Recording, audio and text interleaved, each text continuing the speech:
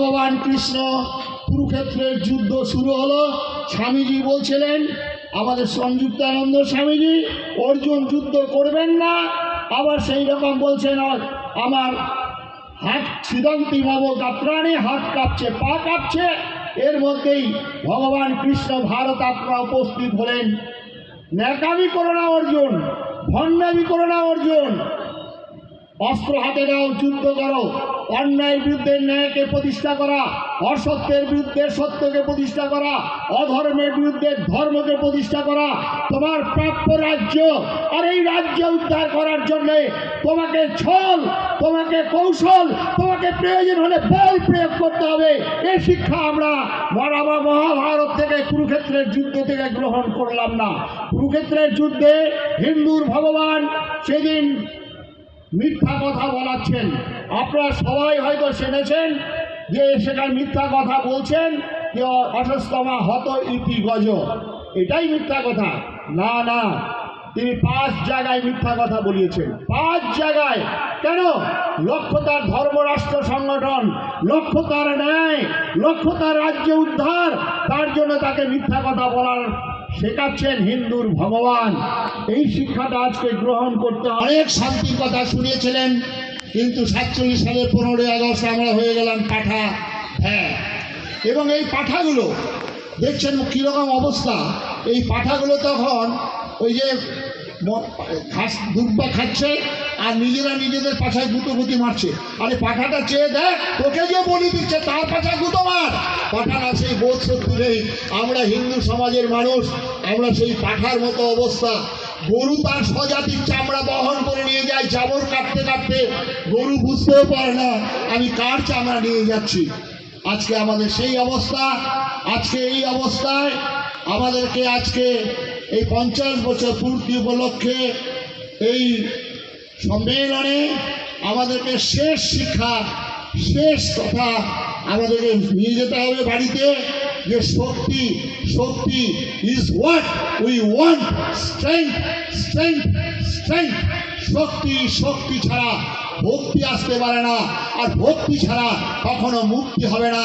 তাই সর্বাগ্রে চাই শক্তি।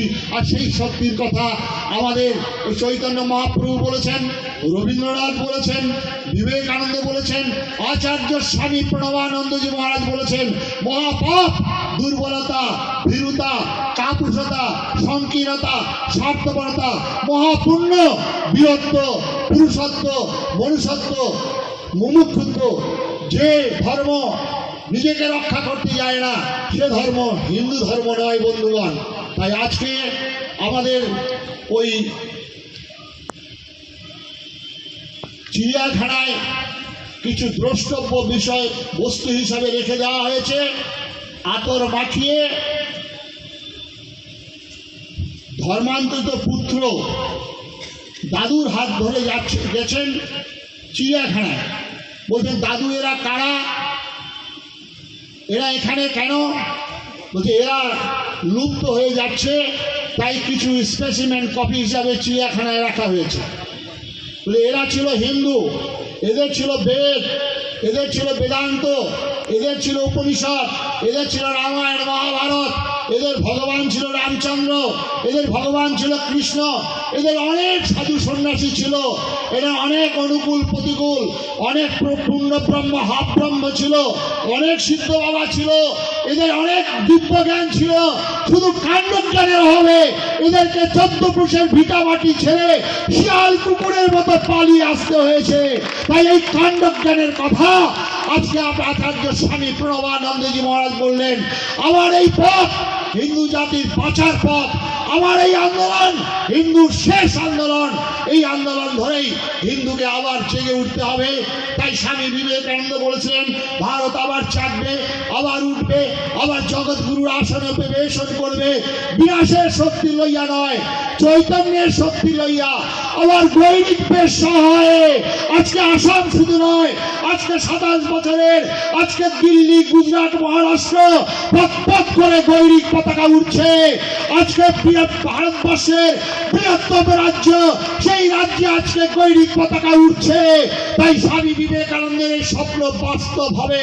তাই আচার্য স্বামী প্রণবানন্দজি মহারাজ আবার বলছেন, ভারত আবার জগৎ সভার শ্রেষ্ঠ আসন লবে, ধর্মে মহান হবে, কর্মে মহান হবে, নবদিনমণি উদিবে আবার পুরাতন পুরবে। ধর্মকে ধারণ করে থাকতে হবে, কর্মকে বাদ দিয়ে নয়, ভেঙে দাও গুড়িয়ে দাও নয়। ধর্মই হচ্ছে ভারতবর্ষের প্রাণ। তাই তো বলছেন যে বলছেন হওয়া। যিকোনো খবৰৰ বাবে যোগাযোগ কৰক 7099017330 লগতে 7099017110 নম্বৰত।